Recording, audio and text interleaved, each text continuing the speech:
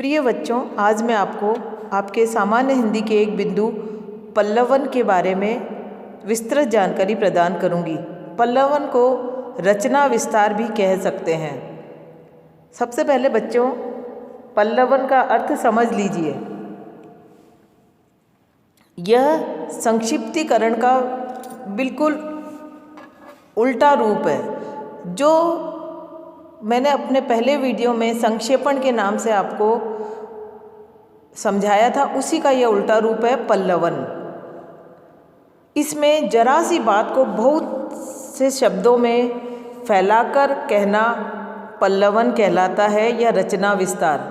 कथावाचकों को कथा कहने, नेताओं को भाषण देने एवं उपदेशकों को अपनी बात जनसाधारण को अच्छी तरह समझाने के लिए रचना विस्तार या पल्लवन की कला को जानना आवश्यक होता है, जिसे अपने विषय का अच्छा ज्ञान होता है, जिसकी कल्पना शक्ति प्रबुद्ध होती है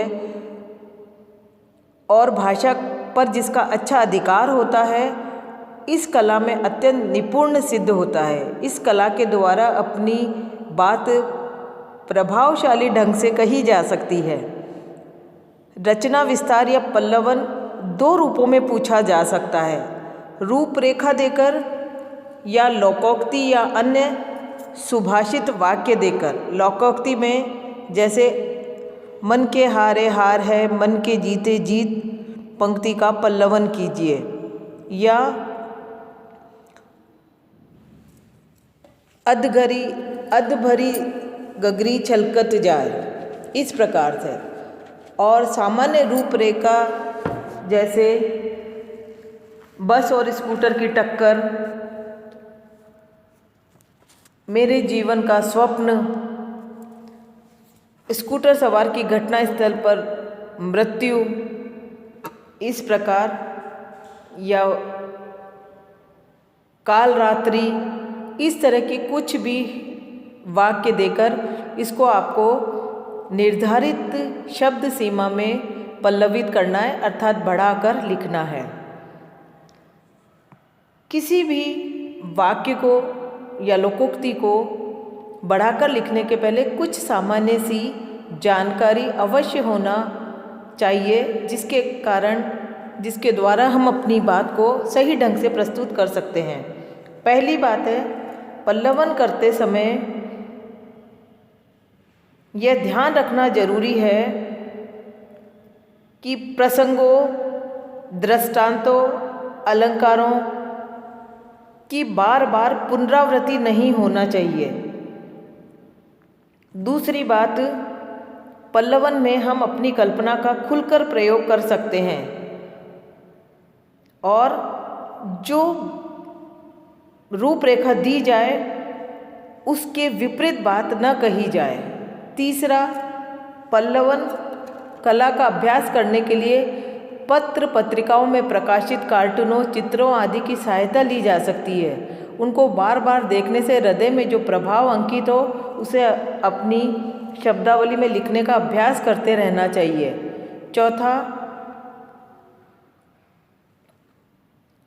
संक्षिप्तीकरण में या संक्षेपण में जो बात कही जाएगी वह निष्कर्षतः सबके उत्तरों में समान होगी, पर रचना विस्तार के लिए यह अनिवार्य शर्त नहीं है। जिसके पास श्रेष्ठ शब्द भंडार,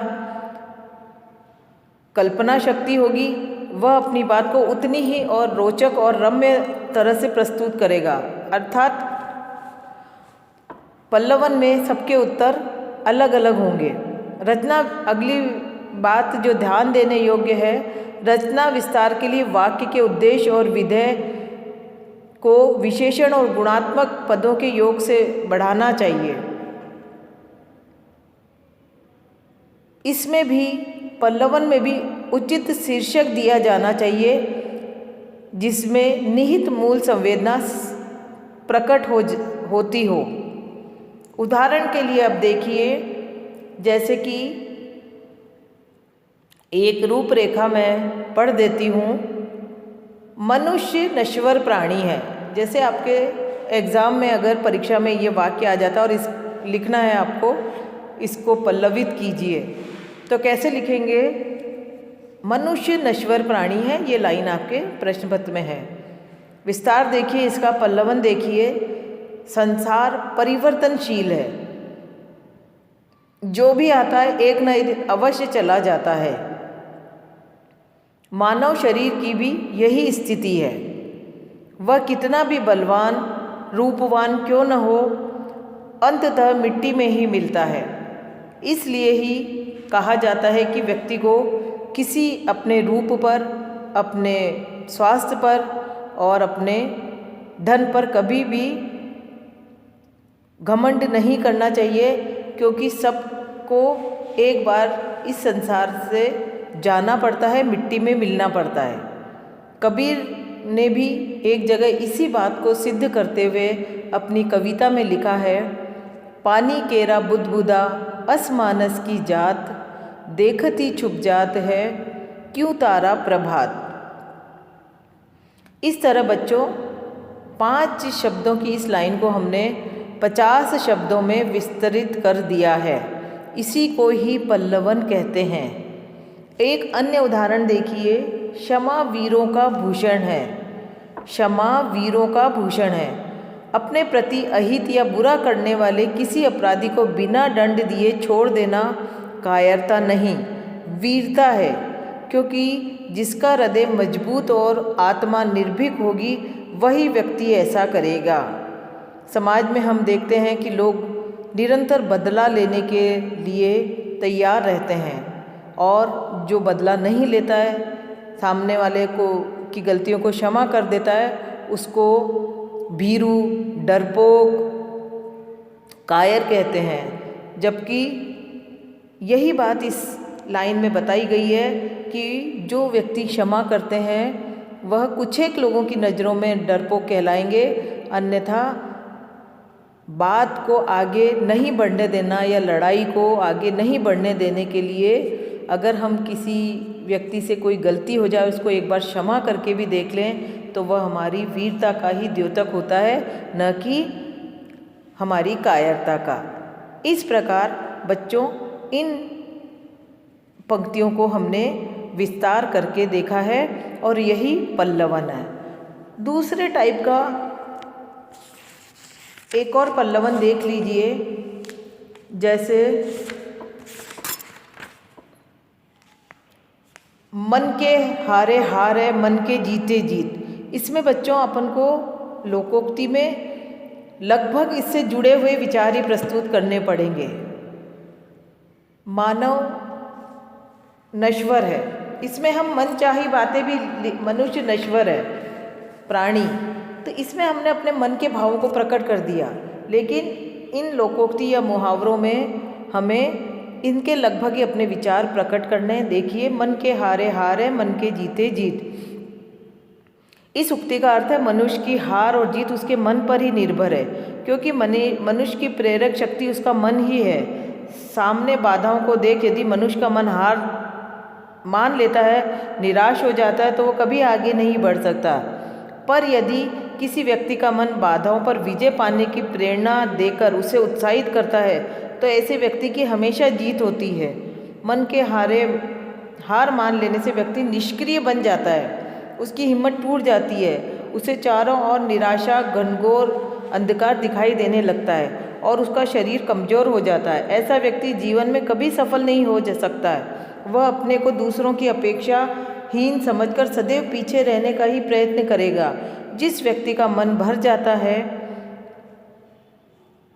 उसे संसार में कुछ भी अच्छा नहीं लगता। इसलिए तो कहा है, हारिए न हिम्मत, बिसारिए न हरि नाम। दृढ़ संकल्पी व्यक्ति का मन बाधाओं में भी अपनी जीत मानता है, वह कभी निराश नहीं होता। पराजय को भी अपनी जीत समझ वह बराबर अपना कार्य करता रहता है। सामने मुसीबतों को देखकर वह विचलित नहीं होता। जिस मनुष्य का मन जितना दृढ़ होगा, उसकी इच्छा शक्ति उतनी ही बलवती होगी। गांधी जी की इच्छा शक्ति बड़ी प्रबल थी, वे जो चाहते थे वही करके दिखाते। बाधाएं सभी मनुष्य के मार्ग में व्यवधान बनकर आती है, चाहे वह साधारण मनुष्य हो या महान। साधारण मनुष्य का मन विपत्तियों के सामने जल्दी हार मान लेता है, पर महान एवं प्रतिभाशाली व्यक्ति अपने मानसिक बल के आधार पर उन पर विजय प्राप्त कर लेते हैं। तो बच्चों, इस लाइन में यही है कि अगर हम मन में ठान लेते हैं तो हमें हर कार्य में विजय प्राप्त होती है, और अगर हम पहले से ही कार्य को बिना करे ही अगर हम यह मान लें कि हम हारेंगे तो वह कार्य दुष्कर हो जाता है और हम कर ही नहीं पाते हैं। महान व्यक्ति कोई हमसे अलग नहीं है, बस उनके मन का विश्वास ही उनको आगे बढ़ने में सहायक होता है। इस प्रकार बच्चों, आज हमने आपके सामान्य हिंदी के एक अन्य व्याकरणिक बिंदु पल्लवन को विस्तार से देखा है, जो आपके प्रश्न पत्र में 5 नंबर का अवश्य कर आएगा। धन्यवाद।